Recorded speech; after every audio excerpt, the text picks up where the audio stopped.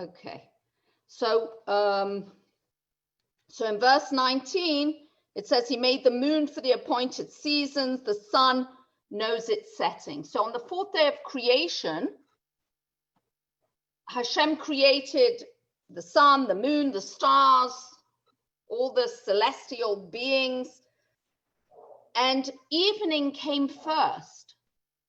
So that's why it says first he made the moon and then afterwards the sun, because first came the evening and the moon came out, and then came the day and the sun came out. Now, there are many aspects to nature and to creation that we can ponder, and that will bring us to an appreciation of the greatness of Hashem that we will never ever manage to understand the full greatness of Hashem. But the more we look at the creations, which are a manifestation of Hashem in this world, the closer to Hashem we're able to come. We spoke last week about Hashgacha Pratis, about divine providence, and we see in the works of creation Hashem's divine providence. Nighttime. Nighttime is a very important time in the balance of nature, because during the day, that's the time primarily where people go out to work, and at night, that's a time for resting. So the sun goes away, it becomes dark, which is what keeps mankind inside, and during that time, that's when the animals that have to forage for food, the animals of prey, those that have to go out during the day, they don't want to be out because we're in their territory. But at nighttime, when we go away and we take our rest time, that's when it's safe for them to come out and find their food. You know, it's interesting. I'm sure everybody has seen this, but it just reminds me as we're learning this idea of how Hashem has created the world and thought of every single last detail. But during these times now where people have been staying home, you can go on the internet and you can see how the animals are coming out much more. You can see in built up cities where people have been home, how the animals are roaming more now because they are not afraid of the people who are out there. And this is nature. As we're going to go through, continue on through this chapter, David HaMelech, King David, brings to our realization how Hashem has every single aspect of life planned. And everything has a purpose and everything fits in exactly where it needs to fit in. And this is the concept of Hashgacha Pratis, of divine providence, where we learn that God created the world and he continues in this process of being here and guiding every aspect of life, as we're going to see as we go further along. This pasuk, this verse says, Asa Yareach, he made the moon Lamoadim, for the appointed seasons. Now, many people think of the moon in terms of being the lesser of the two celestial rulers, the sun and the moon, and think of the moon's cycle of waxing and waning as a negative thing. But actually, it's the very waxing and waning of the moon that allows us to determine when is the new month.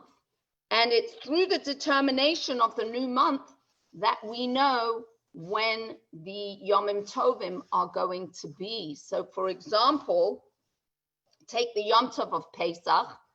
Pesach is in the middle of the month of Nisan. How do we know when Nisan is beginning? Actually, this is the very first mitzvah given to us as a nation, to the Jewish people, HaChodesh Hazeh Lachem, to set the new month. And how do we set the new month? We see this through the birth of the new moon. So without this cycle of the moon, we wouldn't be able to know when is the holiday. And the Zohar teaches us that the times of the Moadim, the times of the holidays, are times of immense divine illumination. Normally, during the year, this light of Hashem, this divine illumination that is revealed on the Yom Tov, normally it's hidden. But when the special Yom Tov day comes, that light becomes revealed. And how do we know when is that day going to be, so that we can maximize the celebration of the day and enjoy that godly light, is because of the creation of the moon in the way that it waxes and wanes. And then we can see when the moon is born anew. In the times of the Beis Hamikdash, in the times of the temple, when a person would see the new moon, they would come to the Bet Din, they would come to the court of law, and they would say, we saw the birth of the moon. Two people had to see it together so they could corroborate on the testimony. And then they would be cross-examined, and if they were found to be telling the truth, so the Rosh Chodesh would be proclaimed, which is an unbelievable thing if you think about it. We just said that the Zohar says that on the Yomim Tovim, on the Moadim, on the holidays, there is an unbelievable divine light that is revealed in the world. And Hashem gave to the nation the ability to set Rosh Chodesh. He said, I'm giving you the ability. So what does that mean? That means that Hashem has given to us the ability to say, when is that holy day? And it's really an awesome thought to think about. Today we don't have that. The calendar has been set, and we celebrate the holiday when it says on the calendar. But we see how through attachment to the mitzvahs, what's a mitzvah? A mitzvah is a connector. What does it connect us to? It connects us to Hashem. It connects us to God. When we are attached to God through the Torah, through the mitzvahs, we have the ability to live a life that is above the confines of nature. We have been given the ability to elevate time, to make this is when the holy time is going to be. It's really an awesome thought. Now, the Bnei Yisrael, the Jewish nation, are compared to the moon, talking about the moon over here. And why are we compared to the moon? Many reasons. One of the reasons we're compared to the moon is that just like we see the moon waxes and wanes, sometimes it's smaller, sometimes it's larger. So too, we live our life with the struggle and with the purpose of bringing godliness into the world, of living a life to fulfill our purpose. And sometimes we are more successful, and sometimes we have to work harder. But just like we explained before, that the moon waxing and waning is not a negative thing, because ultimately it's through this that we get to a point, Rosh Chodesh, and ultimately the holy days that Hashem has asked us to celebrate. And those are the days where, as the Zohar explains, there is unbelievable divine revelation. So too, the Rebbe explains, our constant waxing and waning, our struggle to achieve the balance between the spiritual and the material, to draw holiness down into the mundane. And it's when we are successful that we are able to bring unbelievable godliness and light into this world. It's the result of the struggle, because we have the struggle, that these successes are so potent. So this is the moon that we're talking about, and we know as women that Rosh Chodesh is something specifically connected to the women. It was a gift given to us as a reward for not participating in the sin of the golden calf. Many women have a custom on Rosh Chodesh to refrain from certain kinds of work like laundry, sewing, and the like. And it's also customary to make a special meal and to have something special. It's not a law, but it's a custom, because as we can see, Rosh Chodesh is a very special time. The koyach, the strength for the month, we receive from the Rosh Chodesh. And I believe actually that this Shabbos is Shabbos Mevarchin, always the Shabbos before Rosh Chodesh. We bless the new month, because the Rosh Chodesh receives its koach, its strength, from the Shabbos that precedes it. So moving right along, Pasuk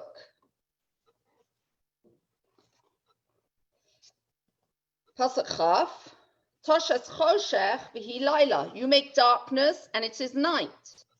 Bo tirmash kol chai seya'ah, in which every beast of the forest moves about. So as we mentioned, as the nighttime comes, those animals that need to find food come alive and come out, and because of the darkness, they're able to find their food. Because of the darkness, we are able to find our rest. And contrary to what many people believe, darkness itself is a creation. It says right here, Toshes Choshech, you make darkness. Darkness is not just the absence of light. Oh, the sun went down, so now it's dark. God created darkness as an independent creation. Chaf Aleph, Hakfirim Shoagim Latoref, the young lions roar for prey, Olavakesh Mekel Ochlam, and to beg their food from God. So again, they're coming out at night to get their prey, and this reminds me, I remember we went for a visit, my husband and I, to visit my sister in South Africa, and we went on, one morning we got up to go on a safari. If you go very, very early in the morning while it's still kind of dark, you get an opportunity to see the lions, because during the day they're schluffing, they're just sleeping. But it wasn't a very successful trip, because the lions were were very sleepy. They weren't out. We didn't see any lions, and we were just in hysterics. We thought it was very funny because we said that would never happen in America. They would somehow create a theatrical appearance of the lions and make sure that we would get our money's worth. So we come back again. But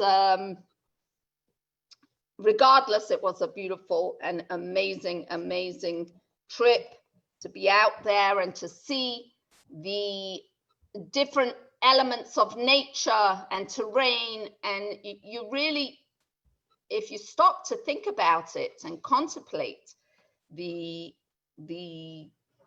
wonders of creation, it brings about a great closeness to Hashem. The sages tell us, actually, Hakfirim shoagim latoref, the young lions roar for prey, that there are two kinds of roaring that the lions represent, that they do. There's two kinds of roars. There's the one roar where the lion wants to terrify its prey. So it gives out a roar, and that way the prey becomes frozen in its place, and the lion can then pounce and have dinner. Even this is something you think about, the food chain, how Hashem has given each animal its ability to survive. It's an incredible, incredible thing. And today we live in a time where we have access to all this knowledge at the touch of a button. And it's something worthwhile spending a little bit of time doing, looking into nature, because it truly shows us Hashem's presence in this world. So the one roar we said was the roar of the lion to frighten its prey. But sometimes that roar doesn't meet with success. And so the sages tell us that that the lion roars at asking Hashem for food. And the sages tell us that from the lion we actually can learn a lot about bitachon, about trust in Hashem. The lion doesn't stockpile food. The lion eats, goes out, hunts, eats its food, and then it goes back into sleep. Why? Because the lion knows, as we're going to see in the next pasuk, in the next verse, Tizrosh Hashemech Yasefum Ve'el Ma'onosam Yirbotsun. The sun rises, they slink away and crouch in their den. The lion knows that Hashem, the lion trusts that Hashem is going to provide food the next day, and so doesn't feel the necessity to stockpile. And the truth is, I think we should learn from this when we go shopping now. Instead of buying up all the toilet paper in the store so there's nothing left for anybody else, we should take it easy and learn from the lion and buy what we need. And amidst Hashem, there'll be more.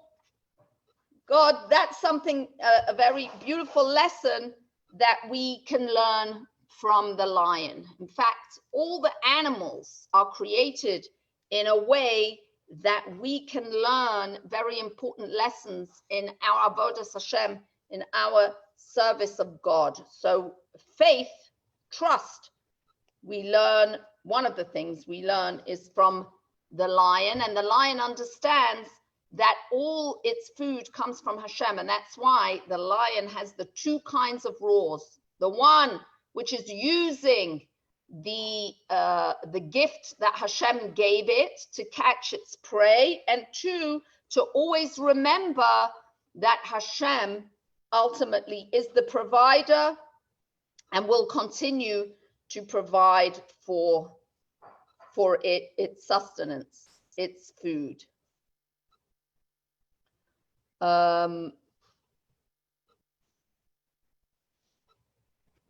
I don't know about you, Chani, but no matter which roar the lion does, I'd be running my tail off. Well, that's why Hashem made the nature to be that we go to sleep at night and then the lion comes out at night. The truth is, in halacha, in Jewish law, we're told at night we have to be very careful. Persons shouldn't travel alone at night, because just as the lions come out at night, there is all sorts of possible dangers at night. So we have to be careful.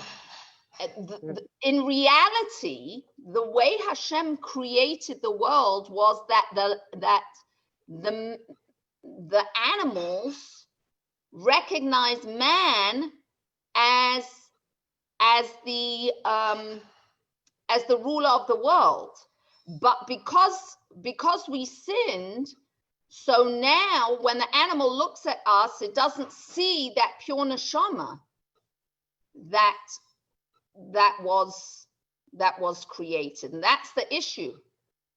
And even in the way that we can interact with animals in the world, when Hashem says you shall rule over the animals, Hashem gave Adam and all of us a responsibility to watch over the animals in the world.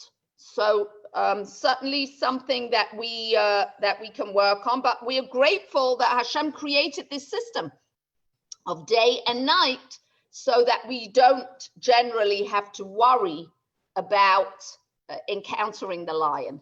The truth is, the lion doesn't want us for dinner. It has good taste. It doesn't. Thank God. It's not looking really to have human food, because that's not the way the system that Hashem set up. So we see this. So we see this as we go on to the next pasuk. So David HaMelech expresses this. So when the sun rises, they gather in and couch in their dens. So the lion, the wild animal, goes back to sleep, and then it's time for what? Yetze Adam lefoalo b'la'avodoso ade arev. Then man goes out to his work, to his labor, until evening. So the system which Hashem has put into place is that we need to work for a living. That's what we're doing here in this world. So what does it mean, to his work? So initially, at the beginning of time, it would be, chopping wood and tilling the ground and farming. Today, we do work, other kinds of work as well. But Hashem has divided the day into two parts, the day and the night. Daytime is when we have to concentrate on earning a living. Nighttime is when we can contemplate what it's all about. How should we be earning that living? What should our interactions with the world look like during the day? Nighttime is the time we can come home, study Torah, and think about what life is all about. And this balance we see, Hashem has it all figured out. So the animals come out at night, so we can go back home and spend the evenings in the way that we should be spending our evenings. Now, Yetze Adam lefoalo, then man goes out to his work, to his labor, until evening. So there are three in Chassidus. This verse is explained as follows: by three teachers of Kabbalah and Chassidus.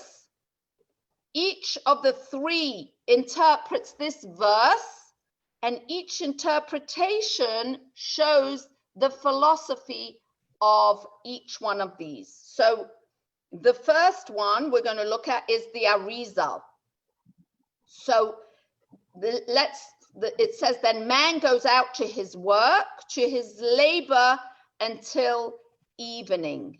So the Arizal says that after 120, after we've lived our life in this world, and that's what it's talking about, then man goes out to his work, what we are doing in this world, then to his labor until evening is talking about the fact that even after a person leaves this world, after 120, and goes to Olam Haba, goes to paradise, he's going to continue what he did in this world. So what really is the primary work in paradise? It's the study of Torah. So when a person studies Torah in this world, so then the man goes out to his work, or the woman, and studies Torah in this world, so then to his labor until evening. Then they come to the world to come with the Torah in their hand that they studied in this world, and they continue to grow in that Torah study. You know, I mentioned at the beginning of the class, and with a heavy heart, the passing of Shana, who was really such a special neshama, and loved to learn, always loved to learn. And the last thing that I know that Shana did was to sign up for the upcoming JLI course, which was literally right before she passed away. It was very sudden, and I the sadness that I feel at Shana not being here with us in this world.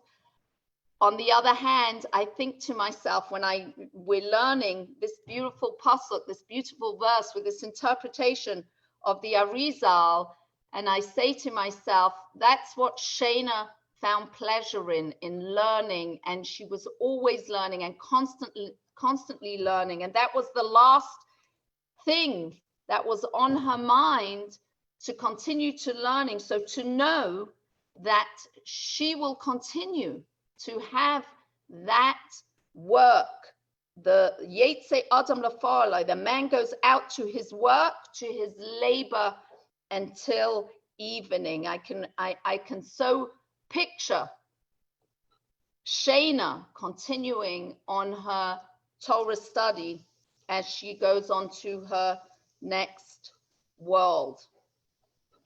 So that's the Arizal. The Baal Shem Tov looks at this verse and tells us like this: every neshama, every soul that comes down to this world has a mission. We come here with a mission, and it's our responsibility to use every available moment to fulfill that mission in this world. So the verse, according to the Baal Shem Tov, will read like this: then man goes out. So what does that mean, then man goes out? That's when the neshama leaves its source and comes down into this world. It goes away from heaven. It goes to his work, which is to our unique mission. Each one of us has a unique and specific mission in this world. Then he must labor until evening. To our last moments on earth, we must labor in our divine calling. And it's important, this is an important lesson for us to realize that as long as the neshama is inside the body, it continues that journey of its mission. And the Alter Rebbe explains this verse in the following way. Initially, talking about the mission that the Baal Shem Tov is talking about, initially, we have to accept that mission with Kabbalas Ol. It doesn't matter how we feel about it. Are we happy about it? Are we enjoying it? Do we find fulfillment? Initially, that's the way we need to go about our mission. It's not important whether we get it, whether we understand it, whether we appreciate it. The most important thing is to get the job done. But the Alter Rebbe says that's only at the beginning of the journey. Eventually, what will happen is we will appreciate and find the sweetness and the beauty in our mission, and then we will begin to do our mission with joy and with enthusiasm. And we can see this if we read the verse like this: then man goes out to work, meaning at the outset, what's the focus? Work. We've got to work. We've got to do our job. It's just being practical. I've got to get my mission done. And then, because of this Kabbalas Ol, because of this acceptance of the yoke of heaven and going about our business, doing what we're supposed to do, then the verse concludes, to his labor in the evening. The word for evening is erev, but you could change the vowels on the word erev to arev, which means pleasant and sweet. So the Alter Rebbe says that ultimately the mission, if we keep forging ahead with our mission and focus on the fact that we have a mission and we need to get it done, ultimately we will derive great pleasure and the mission will become very pleasant and sweet. And the Rebbe explains that that the Kabbalah discusses the nature of the spiritual worlds. When we learn Kabbalah, we learn the nature of the spiritual worlds, and everything, and the Kabbalah explains that everything we do, all our avodah, all of our service in this world is to bring about an effect in the spiritual world. And that's why we see that the Arizal, who is a great expounder on the Kabbalah, he interprets the verse as a message about heaven and how heavenly occupation is influenced by our earthly work. So the focus is on the spiritual, on the heavenly areas, not the spiritual. Chassidus teaches us about the value of this world and how Hashem created the world for the sake of having a dwelling place in a physical place. So the emphasis is not on the heavenly worlds, is not up in the Shamayim, in the heaven, but rather here on this world. And the Baal Shem Tov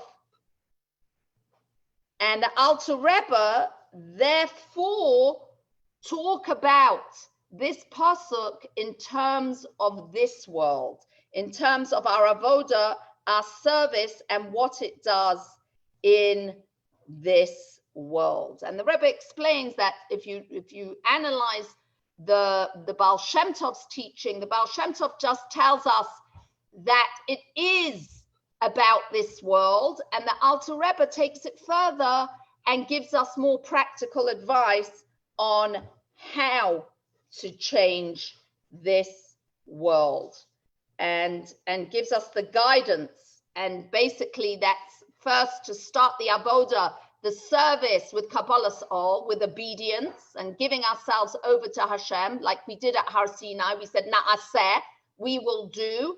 And then we can come to the next level of Arev in the evening, of coming to the understanding and the greatness of our mission in this world. And we will enjoy it and do it with great gusto.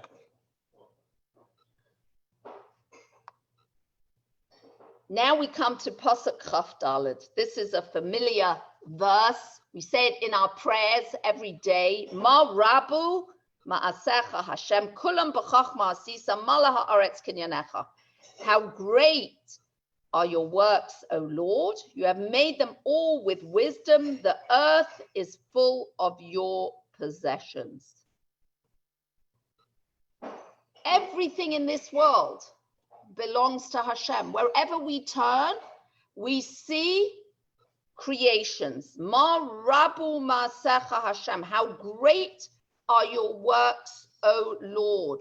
So again, looking at nature gives us the opportunity to really live this ma rabu ma'asecha, to realize how great are your works, how many. You have made them all with wisdom. We can take the most complex of parts of nature to the simplest parts of nature and realize that there is no simple part of nature, and every part of nature interacts with the other and has great and affects the whole of nature. And kulam b'chachma asisa, they're all filled with the brilliance of Hashem. And it's important for us to remember this. When we look at the world, we see unbelievable diversity. Each species of animal, each species of insect is so distinct from the next. Look at human beings, people. We are all so different. No two people think alike. No two people look alike. No two people have the same fingerprints. And the question is, how do we bring about a unity in a world that seems to be filled with such diversity and individuality? And it's very important to look at this pasuk, to look at this verse, because we actually find the answer to this verse. If you look at the verse, it says, Ma rabu ma'asecha, how great are your works, Hashem. Now, the term that we use for Hashem over here is Yud-Kei Vav-Kei, the four-letter name of Hashem.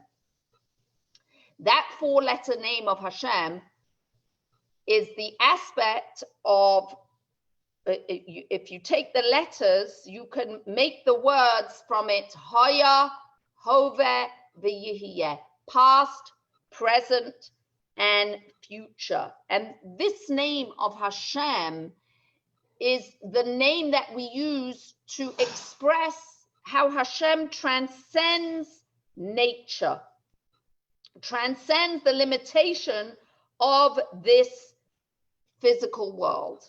And David HaMelech specifically uses this name, Yud-Kei Vav-Kei, over here to show that not only is diversity compatible with Hashem's unity, it's only possible because of it.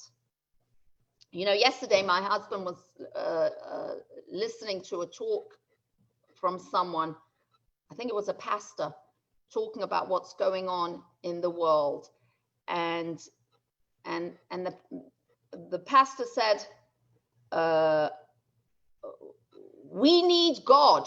We need God. Really, with everything that's going on in the world, Ma Rabu Ma'asecha Hashem, all the diversity, all the differences, all the difficulty that comes about, how do we bring everyone together? How do we find the common thread? And we find the answer here. It's with Hashem, with Yud-Kei Vav-Kei.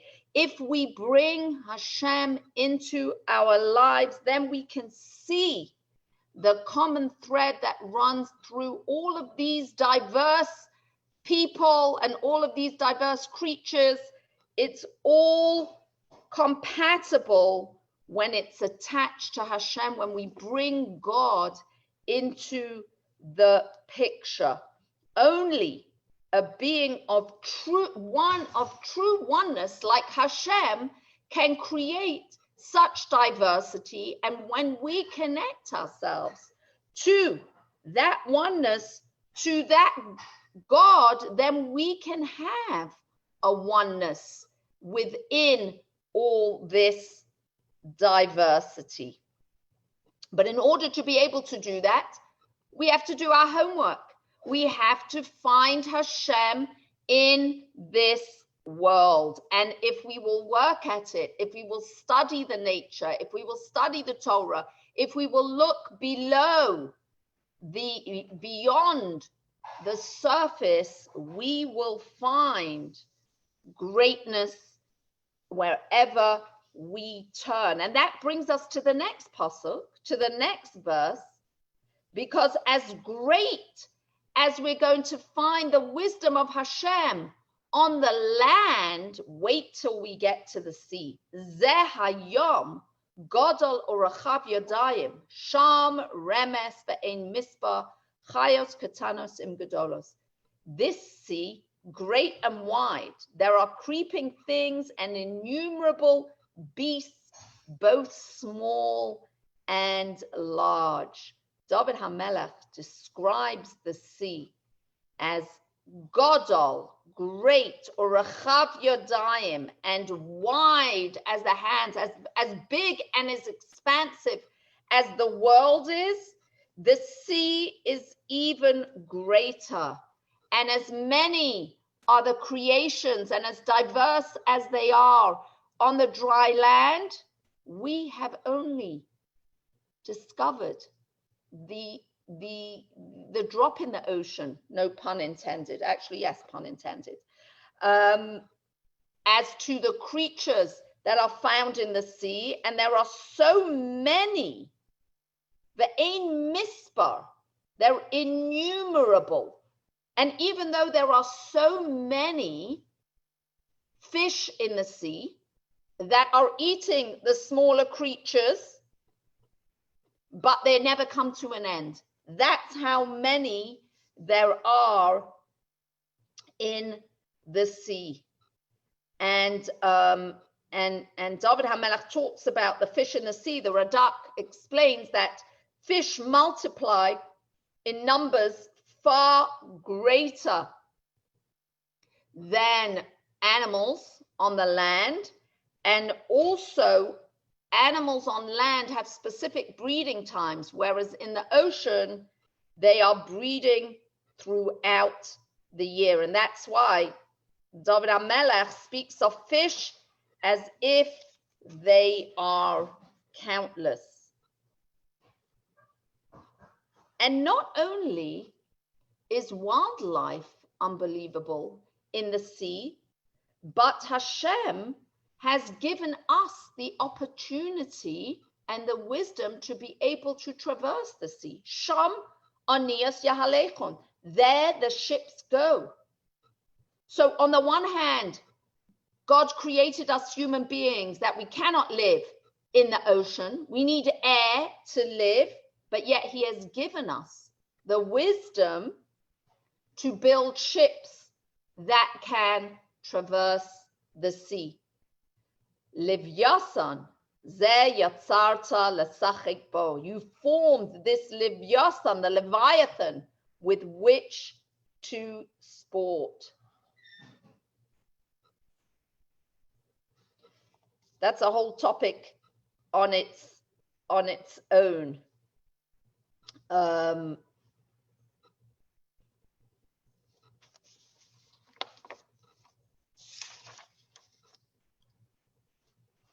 What is the Livyasan?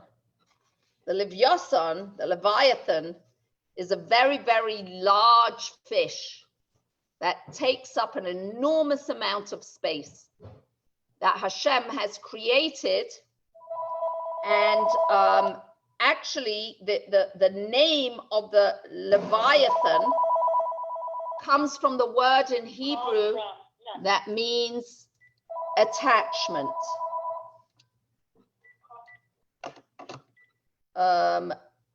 As we see when Leah gave birth to Levi, Why did she call him Levi? Because she said, now this time my husband will be attached. He will be attached to me. Therefore, he named him Levi. So Leviathan, it has Livyasan, it has the word Levi in it, which is this fish, this animal, sea animal, is the fusion between the material and the spiritual worlds. And we know that this is our mission in this world, to bring together the spiritual and the material worlds. And when we spend our lives living that mission that we have, each one of us in our own unique way. And how do we know what's the unique way that we're supposed to be doing that mission? Just as a side note, is when there's certain things that we find, talents that we have certain things that we're drawn to. Those are the things that are pushing us in the direction of our unique imprint in bringing together the physical and the spiritual. And this Leviathan, the unity that we create, the Alter Rebbe explains, this brings great pleasure to HaKadosh Baruch Hu. It brings great pleasure to Hashem, to God. So, I mean, the truth is, you could go and do homework on the Leviathan and learn something new about the world that we have not even begun to discover, the world of the ocean, of the sea. We know that the Leviathan, actually, we talk about that, it's connected very much to the revelation of Mashiach. We say that the Tzaddikim, right, Sarah? The Tzaddikim are going to enjoy the meal of the Leviathan. You bet. So something to look into. Just a word of caution: when you go online and you put something into the search engine, make sure that the place that you go to is kosher. Make sure that it's coming from a Torah perspective. It's very important. Okay, so let's continue.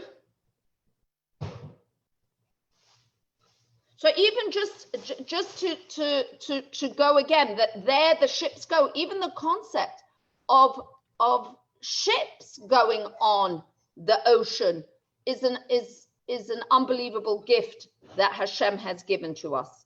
Kulam elecha yisaberun laseis achlam be'ito. They all look to you with hope to give their food in its time. All the creatures of the sea, of the world, look to Hashem. Whether it's the land animals, the sea creatures, every kind of food becomes available when Hashem deems it necessary. And each kind of creature eats when they need to eat, how they need to eat. The digestive system is different in every single animal.